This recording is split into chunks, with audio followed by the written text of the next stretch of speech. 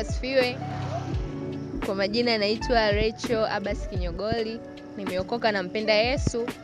Naabudu katika kanisa la Global Souls for Christ chini ya Apostle David Jeffrey. Jumapili ya Pasaka nitaanza kwenda ibadani asubuhi.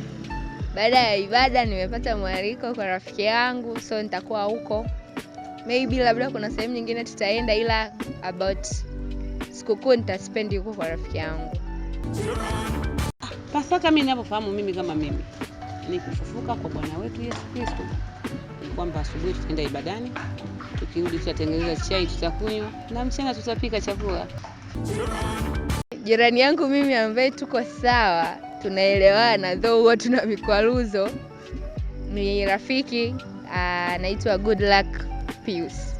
Kiukweli sikukuu hii mimi na Good Luck hatujahalikana wala hatujaika chini kuizungumzia.